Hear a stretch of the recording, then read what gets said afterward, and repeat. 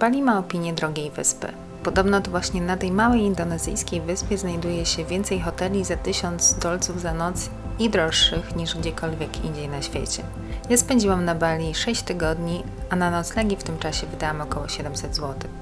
Jeśli jesteście ciekawi, jak wyglądają noclegi na Bali za mniej niż 50 zł dziennie, to oglądajcie ten odcinek. To jedziemy.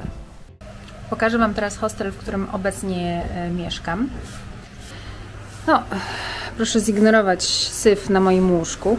Tak wygląda pokój. To jest pokój dla kobiet tylko, 6-osobowy.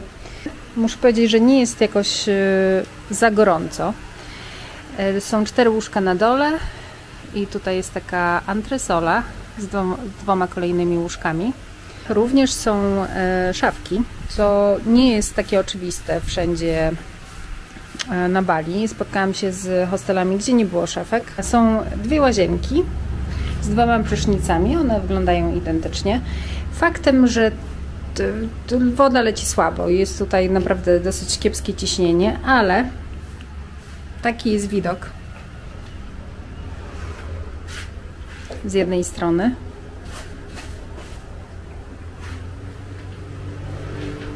I tutaj widok z drugiej strony.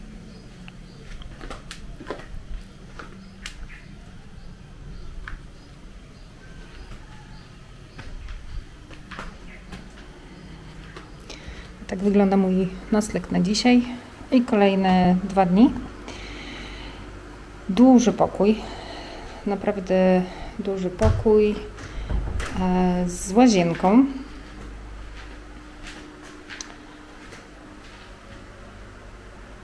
Łazienka taka basic bardzo i również pokój ten, powiedzmy, że lata świetności ma za sobą. Tutaj widać zacieki, brudne ściany, ogólnie na pewno nie był on jakoś odnawiany w ostatnim czasie. Na Bali, jeśli chcecie zapłacić poniżej, powiedzmy, 50 zł za pokój, no to w większości tych guest house'ów klimy nie będzie. Te domy, one są murowane i generalnie nie jest jakoś super gorąco w środku, także da się wytrzymać. Na pewno przyjemniej jest w klimatyzacji, tak? Ale klimatyzowane pokoje już są dużo droższe i tak się cieszę, że w cenie 30 zł chyba ten pokój kosztuje. Za noc mam pokój dla siebie, łóżko duże dla siebie i ogólnie jest w miarę przyzwoicie. Nie powiem, że jest jakoś super czysto. W sensie jest czysto jak na warunki tutaj indonezyjskie, powiedzmy. To nie są na pewno standardy higieny, których my byśmy oczekiwali gdzieś tam, powiedzmy, w Europie, ale jak na tutejsze warunki to jest w miarę czysto. Pościel jest zmieniona, więc to już jest duży plus. Patrzę tutaj na wiatrak, jest cały okurzony, coś za coś, tak? Ważne, że pościel jest czysta. Tak, to jest podobno bardzo tradycyjne i bardzo przeciętnie wyglądające podwórko w Indonezji.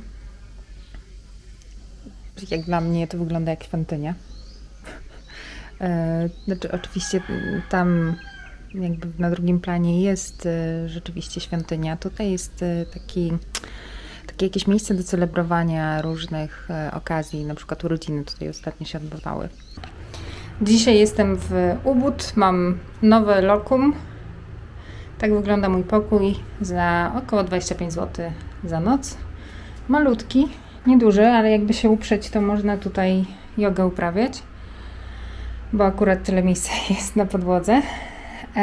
Łóżko jest duże i bardzo miękki materac, jak to tutaj mają na Bali najczęściej, ale jest zasłona, nie ma klimy. Muszę powiedzieć, że jest tutaj mocno ciepło.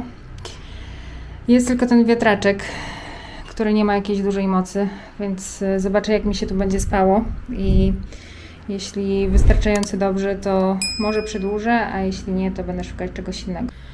Pokażę Wam teraz, jak wygląda najdroższy do tej pory pokój mój na Bali. 46 zł płacę, 1 noc tylko. To jest w miejscowości Kiltamani bodajże. Tutaj stąd się właśnie startują wycieczki na wulkan Batur i właśnie na ten wulkan chcę wejść jutro. Tak, łóżko wygląda bardzo przyjemnie i pościel jest w miarę czysta, pokój jest w miarę spory. Łazienka też jest spoko. No nie ma tutaj luksusów znowu, ale łazienka jest duża i jest spoko, jest czysto. Ale powiem szczerze, że budynek jest dosyć stary i tutaj są takie śmieszne okna z dziurami. Nie wiem, czy to można jakoś wyregulować. Tak, więc są takie duże szczeliny między tymi tutaj płytami szkła. Więc nie wiem, jak wygląda sytuacja z komarami i tak dalej, no ale jest jak jest. 46 zł.